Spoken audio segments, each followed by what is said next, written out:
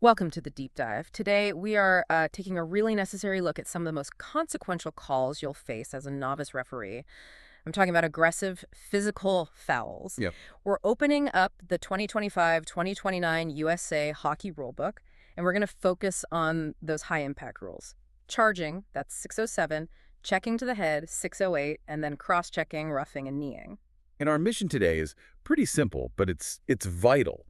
We need to equip you to find that line between hard competitive hockey and, dangerous illegal contact. Right. Because the whole philosophy driving USA Hockey's Standard of Play initiative is about eliminating those infractions designed purely to punish or intimidate an opponent. It's a culture change. It is. It's culture change on the ice. It's about prioritizing skill and really, above all else, player safety. And that culture change, it starts and ends with strict, consistent penalty enforcement. If you don't call it, the culture doesn't shift. It's that simple. Okay, let's unpack this. Let's do it.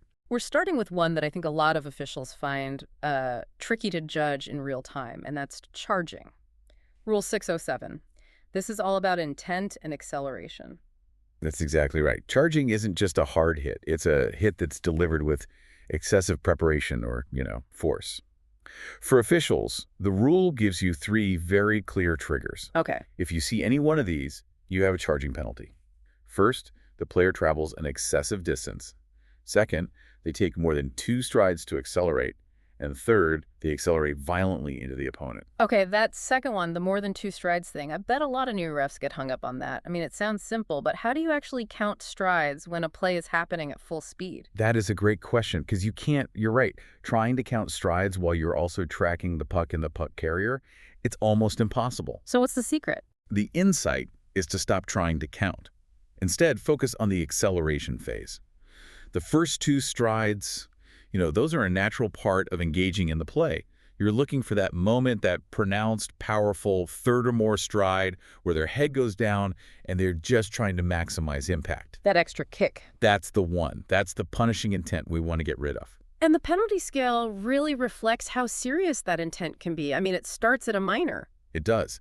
But if that aggressive intent is clear, that violent acceleration, you're immediately jumping to a major plus a game misconduct. And if the action is truly reckless, an attempt to injure, you're looking at a match penalty. So if a player leaves their feet or, extends their arms up through the opponent on contact, that's almost never just a minor, is it? Almost never. At that point, your judgment has to be swift, and you're almost certainly in major penalty territory. All right, here's where it gets really interesting for me. Charging the goalkeeper. Rule 607 lays out a couple of scenarios here that officials have to differentiate instantly. Right, this is a classic judgment call. You have to ask yourself one question. Was the contact avoidable, or was it deliberate? Okay, so what's the difference? If a player skates into the crease and, say, accidentally trips over the goalie's pad or gets checked and slides into them, that's unavoidable. That's interference. But if a player makes a deliberate effort to check the goalie, even if the puck is loose, that's not interference. That is charging. And a big factor here is the goalkeeper's privileged area. Can you give us a simple way to visualize that on the ice? Absolutely. Just think of it as the net crease and a big protective bubble right behind the net. The easiest way is to picture an imaginary line connecting the 2 end zone face-off dots. Okay, got it. Now, draw lines from those dots straight back to the end boards. That whole area behind the goal line is their zone of maximum protection. So if a player checks a goalie in that space, it's a serious charging call. But what if the goalie comes way out, like to the blue line, to play the puck? They are still a goaltender. They are not fair game. You cannot deliver a deliberate body check to a goaltender anywhere on the ice. If you do, it's a charging penalty. Let's transition now to what is arguably the most critical safety infraction you will ever call: checking to the head. Rule 608. This is non-negotiable territory. USA Hockey is unequivocal about this. Protection of the head, face, and neck is absolutely paramount. So what's the definition? Head contact is when a player contacts the opponent's head, face, or neck with any part of their body, their equipment, or their stick.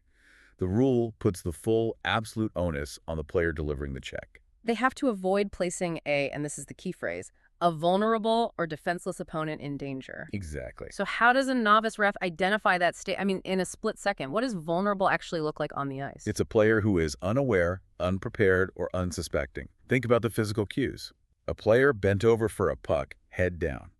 A player who just passed the puck and is turning away. Or a player just receiving a pass, maybe looking down to control it. Precisely. If their head is down or they are in any kind of compromised position where they can't brace themselves, they are defenseless. And any check to that player is instantly magnified in severity. So you're not just calling the contact, you're calling the act of putting a defenseless player at risk. You are, and the penalties reflect that. There is no simple minor penalty for checking to the head. It starts at a minor plus a misconduct. Minimum. It goes up from there. Quickly. To a major plus game misconduct, and of course a match penalty for reckless endangerment or clear intent to injure. You have to be ready to make that call. Okay, let's shift focus from the body to the stick. Let's Yeah. move to cross-checking. Rule 613, using the stick as a weapon. Cross-checking is delivering a check using the shaft of the stick, held with both hands.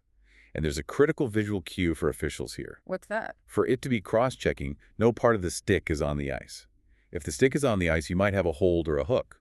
But if it's up, held with two hands, and used to push or check someone, that's a cross-check. No ambiguity there. It's a clear intent to use equipment aggressively. Leaves no doubt. The penalty scale is similar. Minor, major plus game misconduct, or a match penalty. Next up, kneeing. Rule 620. This is one of those really dangerous ones that can cause serious long-term injury. It is. Kneeing is simply using the knee to make contact with an opponent.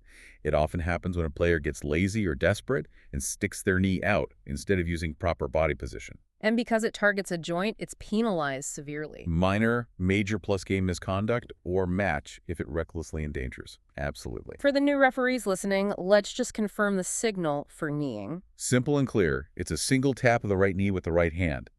The important part is you have to perform this signal while keeping both skates on the ice. It gives the signal authority. Now we get to the great organizational tool for officials, the foul that covers all that low-grade emotional contact, roughing. Rule 619. This is how you manage the temperature of a game. It really is. Roughing is the catch-all for that unnecessary, excessive physical contact that happens when the puck isn't the focus, especially after the whistle. The standard penalty is a minor. But roughing has some key escalation points. Let's talk about that post-whistle stuff. Escalation point 1. This is so critical for new officials. When the whistle blows, the hockey stops, period. For avoidable contact after the whistle, no force is needed to assess a penalty. So even a little shove. Even a gentle shove. If it's avoidable and unnecessary, it must be penalized. If you let it go, the game will spiral. You have to penalize the very first player who initiates it. And escalation point 2, playing the body and not the puck. This is where a roughing call can jump from a minor all the way to a major plus game misconduct. Exactly. Happens in two main ways. One, a body check is delivered with zero effort to get the puck. Just punishment.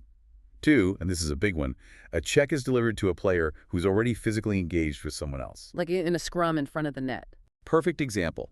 Once two players are tied up, they are both considered vulnerable.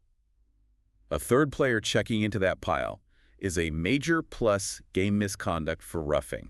It's dangerous and completely unnecessary. This brings up the big question for refereeing judgment. How do you clearly distinguish between a legal check and an illegal action like roughing, especially in checking leagues? It comes down to technique. A legal body check has very specific criteria. It has to be from the front or the side, and crucially, it must be delivered with the trunk of the body, the hips and shoulders. The goal has to be separating the player from the puck. So if a player shoves with their hands or extends their arms, even if it's to the chest, that fails the test. Correct. The casebook gives us a perfect example. A player who initiates contact with their hands and extends their arms to push off. That is not a legal body check. That's a push-off, and it must be penalized as roughing. And the ultimate directive here, the thing that ties all of these fouls together, is penalize the action, not the reaction. That is the cornerstone of consistency.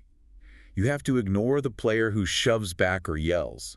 You focus 100% on the player who initiated the illegal or dangerous action. Our job is to enforce that strict standard. So what does this all mean for you, the novice referee stepping on the ice? It means your judgment has to be decisive and your standard must be strict. Your enforcement of these rules establishes the environment for the entire game. And don't forget the work after the game.